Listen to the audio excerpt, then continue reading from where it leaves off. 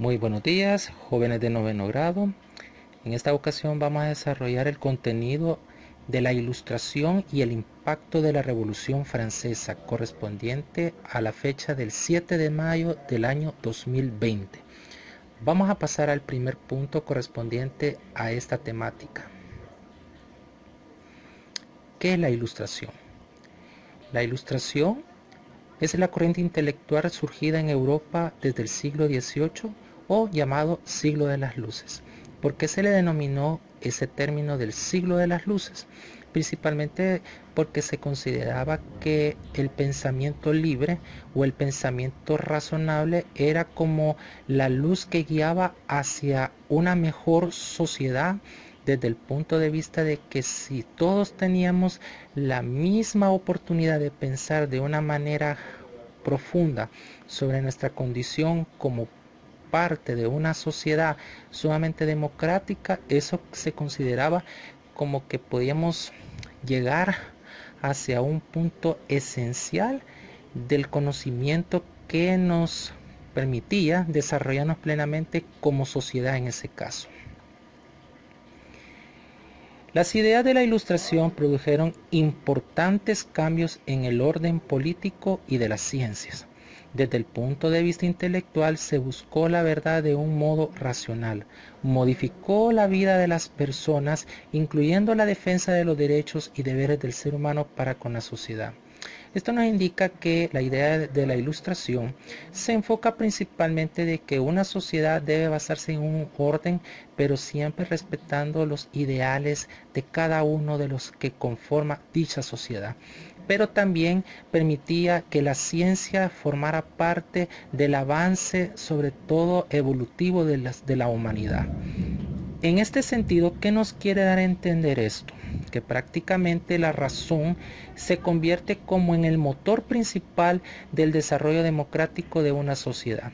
Entonces, por esa razón, cuando se le denomina siglo de las luces a la Ilustración, se refiere a que la razón es la luz que guía principalmente al avance de una sociedad plenamente evolucionada.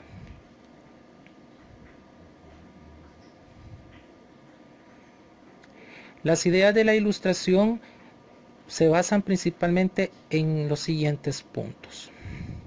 La racionalización de las funciones administrativas. Esto indica que la racionalización se enfoca en que cada vez que una sociedad razona y sobre todo tiene un pensamiento sumamente evolutivo sobre cómo debe de guiar cada una de las decisiones que se deben de tomar para poder desempeñarnos plenamente, entonces se da un avance muy significativo del desarrollo que esa sociedad pretende impulsar. La razón es la que determina el pensamiento, sobre todo hacia qué tipo de sociedad queremos llegar a ser, siempre que se base en el derecho y sobre todo en la igualdad de oportunidades para todos. La exaltación de los derechos y deberes del hombre. Se recuerdan principalmente que cuando hablamos de los derechos y deberes del hombre, se dice que bueno, cada uno de nosotros desde que nacemos tenemos un derecho fundamental, el derecho a la vida. Luego vienen los demás derechos, que es el de la alimentación, el de la vivienda, el de la educación, el de la salud, que son partes fundamentales como parte de lo que se denomina que es el derecho esencial de un ciudadano. Pero a la vez que también nosotros tenemos derechos, debemos de cumplir deberes. Los deberes son los que nos permiten nosotros exigir nuestros derechos. Pero si nosotros solo exigimos el derecho y no cumplimos con nuestro deber, entonces estamos como actuando de una manera imparcial. Cuestiones que prácticamente no nos permiten tener muy claras las cosas. Entonces, los derechos son algo fundamental para el desarrollo de una sociedad, pero también a la par del derecho tiene que existir el deber. El deber tiene que ser algo que nos permita a nosotros conocer qué tanto podemos exigir de nuestros derechos. La abolición de los privilegios de los clérigos y de las clases altas. La Ilustración pretende dar una base de que todos somos iguales sin importar la condición social en que la persona está. Pero prácticamente en la actualidad estas condiciones no se cumplen al 100%. Hoy en día habemos personas que tenemos más desventajas que otras en cuanto a la igualdad de oportunidades. Prácticamente la abolición de los privilegios todavía no se ha concretizado en una forma sumamente esencial. ¿Qué quiero dar a entender esto? No hemos logrado erradicar las formas de discriminación a personas que no están en las mismas condiciones que en otras. Quiere decir de que la abolición de los privilegios solamente se cumplió hacia una determinada zona que prácticamente estaba dominada por los clérigos, que eran los que estaban formando parte de la formación religiosa de la sociedad. Hablamos de los sacerdotes, hablamos de los cardenales, hablamos de los papas, hablamos de todas las personas que integran, digamos, la estructura de la antigua Iglesia Católica, y que hoy en día, pues, con el surgimiento de las otras denominaciones religiosas, como la Iglesia Luterana, la Iglesia Anglicana y otras denominaciones que hoy en día las conocemos como cristianas evangélicas, prácticamente la Iglesia Católica ha tenido que reestructurar su sistema, digamos, de formación religiosa o doctrinaria hacia los que formamos parte de la sociedad. Pero aún todavía hay ciertos privilegios que no han sido, digamos, como suprimidos. Entonces, en el caso de la Ilustración, la idea era de que todos teníamos que tener los mismos derechos, pero prácticamente en la realidad eso no se ha podido como cumplir al 100%. El apoyo a los avances científicos, a la aplicación de las aportaciones de los filósofos en la sociedad y en la política. Esto da a entender de que la ciencia, después de todos estos planteamientos propuestos en la Ilustración, se contemplaba que la ciencia iba a convertirse como en la herramienta fundamental para el desarrollo social, político y económico. Entonces, con el tiempo, varias personas que se enfocaron a crear diferentes elementos, sobre todo diferentes inventos sumamente importantes para el desarrollo de la ciencia, contribuyeron a hacer un cambio fundamental en la forma de pensar de la sociedad. Entonces, en la medida que la ciencia iba avanzando, también le permitía al ser humano conocer aún más de ciertos elementos que en otros tiempos eran totalmente desconocidos. Entonces la ciencia se convierte como en el motor o en la herramienta de los cambios del pensamiento de la sociedad, sobre todo en los países europeos. Ahora también la filosofía, que es la madre del pensamiento racional, como lo conocemos, es la que también permite cambiar la óptica de ver a la sociedad desde otro punto de vista, en la forma de que la sociedad no puede quedarse en una situación estática, sino que tiene que tener cambios que contribuyan a su pleno mejoramiento. Y sobre todo también en la forma en cómo se debe de gobernar una sociedad sin atropellar los derechos de las personas a las que se gobierna. El siguiente punto que vamos a tocar es uno de los rasgos característicos de la Ilustración, es la absoluta confianza en los poderes de la razón como instrumento idóneo. Como lo mencionamos, la razón se va a convertir como en la luz que nos va a guiar a cómo mejorar como sociedad. En la medida de que este instrumento idóneo contribuye a mejorar y sobre todo a descifrar enigmas o preguntas que se tenía sobre la existencia de la raza humana, eso permitía sobre todo poder erradicar mitos o creencias erróneas de cómo es que el ser humano ha ido evolucionando. Entonces, prácticamente podríamos decir de que el pensamiento humano se debió principalmente a que el desarrollo de la filosofía como ciencia del pensamiento permitía a que el ser humano se cuestionara también en qué forma estaba actuando, cómo hacía las cosas y en qué manera podía mejorar su estado en el cual se encontraba viviendo tanto social como políticamente. Y también permitió descubrir ciertas innovaciones científicas que permitía a las sociedades poder avanzar aún más hacia un desarrollo a las nuevas generaciones que venían, digamos, como a habitar los países en los cuales esta corriente se estaba fundamentando. Pero también permitía que la ciencia permitiera descifrar qué retos se tenía que superar para los tiempos futuros. Razones fundamentales de la Revolución Francesa. Las ideas, las críticas hacia las instituciones por parte de los filósofos ilustrados como Juan Jacobo Rousseau y la separación de poderes que postulaba el barón de Montesquieu, llamado también Charles II, alimentaron el motor intelectual del proceso revolucionario.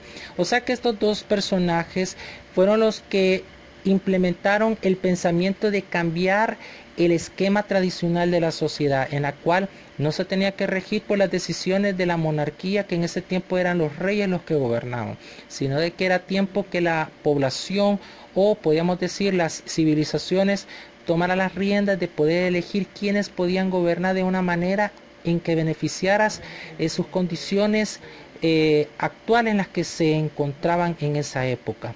Pero principalmente lo que se buscaba era de que las civilizaciones también pudieran tener la capacidad de tomar sus decisiones en pro de su propio beneficio y sobre todo ir erradicando los privilegios a un grupo minoritario que ellos pasaban por encima de las necesidades de la mayoría, que en este caso era la clase humilde, trabajadora y obrera de esa época. Aquí tenemos a Montesquieu, que fue el que propuso de que el Estado tenía que estar dividido en poderes y no concentrados en una sola forma de gobernar, como lo conocían en esa época, que antes era monarquía, que era el rey o las clases, digamos, aristocráticas las que tomaban las decisiones. Gracias a este señor es que ahora se implementan los actuales tres poderes del Estado, que tenemos el legislativo, el ejecutivo y el judicial.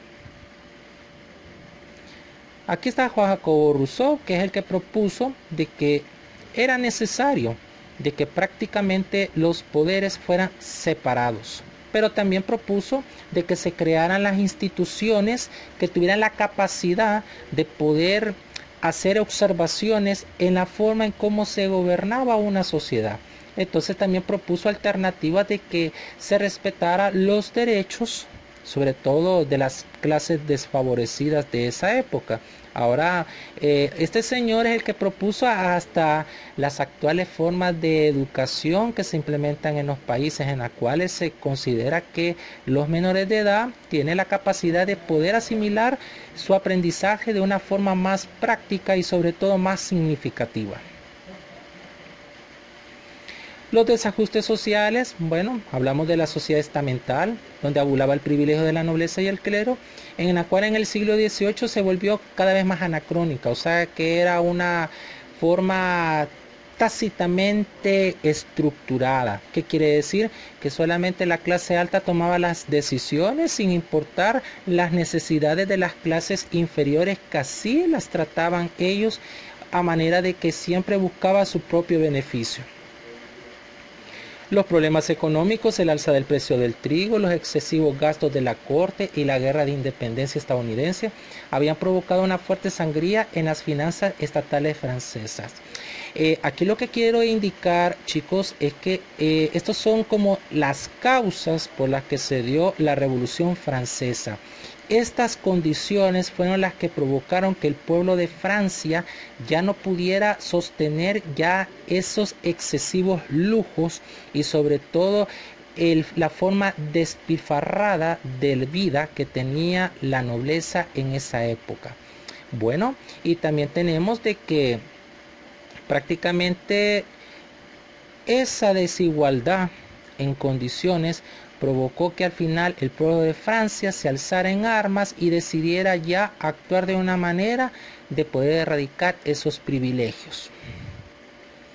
Las crisis políticas. El rey Luis XVI gobernaba sin parlamento y la doctrina de algunos filósofos ilustradores, accediendo a los gustos y deseos de su esposa, la reina María Antonieta, y de la aristocracia francesa, que eran muy allegados a la misma. Como les comentaba en alguna ocasión, Luis XVI no tenía el carácter suficiente para tomar decisiones. Siempre se tenía que regir por sus asesores o por sus allegados, que eran parte de la nobleza, pero también era manipulado por su esposa, la reina María Antonieta, que para el pueblo de Francia era considerada como la enemiga número uno por el simple hecho de que ella le restaba importancia a la crisis que afrontaba el pueblo, con tal de que ella se sintiera sumamente favorecida en cuanto a sus gustos excéntricos, sobre todo en hacer banquetes, en hacer fiestas a lo grande, en tener muchos lujos y detalles que eso no le sentían de una manera o no le favorecía mucho al pueblo en ese caso. ¿Cuáles fueron las características de la Revolución Francesa? Bien, primero voy a mencionar este punto. Dice que la Revolución Francesa significó el triunfo de la burguesía y el inicio del capitalismo en Francia, por donde todavía existían relaciones feudales de servidumbre. Por ejemplo, la nobleza y el clero monopolizaban los cargos más importantes del gobierno y al pueblo constituido por los artesanos, comerciantes y campesinos les tocaba atender los gastos públicos. Entonces, si podemos observar en las características de la Revolución Francesa, fue una revuelta contra el orden ideológico del feudalismo y contribuyó a la consolidación del modo de producción capitalista. A través de ella se polarizaron las clases sociales, burguesía y proletariado. Los campesinos fueron oprimidos, despojados de sus tierras. Hubo disminución del rendimiento de la producción y aumento de tributos. En resumidas cuentas, la Revolución Francesa no fue una revolución tan directamente de la clase obrera, sino que fue de una clase que surge a través de la clase obrera. Entonces, ¿qué significa esto, jóvenes? Que se erradica la monarquía, o sea, el antiguo sistema feudal de cómo se gobernaba el pueblo de Francia, pero prácticamente los que organizaron la Revolución Francesa se convirtieron en los nuevos ricos después, o sea, en la nueva clase alta. Quiere decir, en otras palabras, que no fue del todo de la población la revolución. Ellos solamente se guiaron por los ideales de esta nueva clase social que surge. En cierta manera se erradica la monarquía, o sea, el sistema ideológico feudal, pero se implementa lo que hoy le llamamos capitalismo, que ahora es la clase burguesa, o sea, la clase que tiene el capital, la que domina hasta la forma de gobernar de los diferentes países que conforman el mundo. Pero en sí, prácticamente, antes en el sistema feudal estaba los de la clase aristocrática y los plebeyos. Después que se da la Revolución Francesa, viene lo que es la burguesía y el proletariado, que es la clase obrera en este caso. En cierta manera, los campesinos tuvieron en cierta manera un privilegio, o sea, se radica el sistema de que tenían que trabajar para personas que no les otorgaban un beneficio. Ahora se trabaja, pero bajo el régimen de que ganan un salario que la burguesía lo implementa de acuerdo a lo que ellos consideran que es lo más adecuado en este caso. Bueno, en el siglo XVIII constituyó una época del progreso de los conocimientos racionales y del perfeccionamiento de las técnicas y de la ciencia, y del enriquecimiento que potenció la nueva burguesía. Esto significa que durante el siglo XVIII, pues prácticamente la clase que implementó la Revolución Francesa, que en este caso la burguesía, la que hoy está actualmente como clase alta, es la que prácticamente implementó las técnicas de la ciencia como una alternativa para el desarrollo de las empresas que por parte de ellos las fueron implementando para poder generar capital, o sea, movimiento de riqueza en este caso. El proceso revolucionario francés fue el resultado de una sociedad en conflicto, en que las masas urbanas y campesinas, la burguesía, la parte baja de la nobleza y el clero exigían reformas políticas y sociales. O sea que prácticamente con la Revolución Francesa se implementan los famosos derechos del hombre, que son los derechos humanos que hasta hoy en día los conocemos, pero siempre en el trasfondo de que la burguesía obtenía como beneficios a través de todas estas reformas que se llevaron a cabo, o sea que ya no era el rey el que tomaba las decisiones, sino que ya existía lo que se le llama como parlamento, o sea un grupo de ciudadanos o de las clases de la burguesía, en mezcla con algunos del proletariado, quienes tomaban las decisiones sobre cómo se tenía que dirigir, digamos, las leyes, tanto en el ámbito económico, político y social de Francia después de la Revolución Francesa.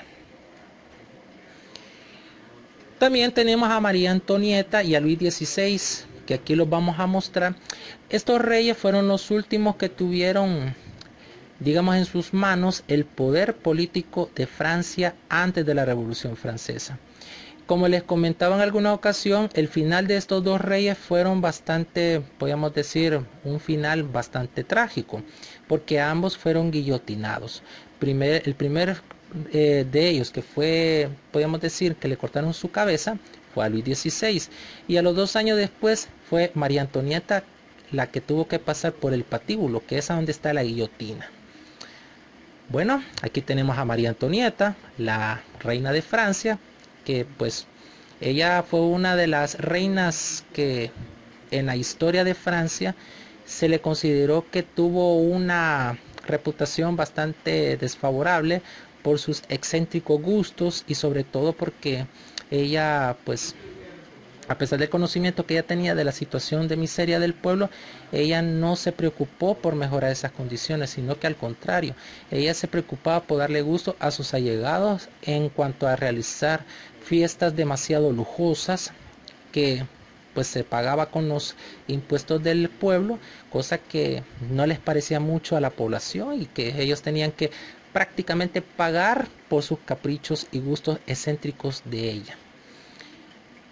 Y aquí tenemos a Luis XVI, su esposo, quien prácticamente era un rey que no tenía ningún carácter de soberano.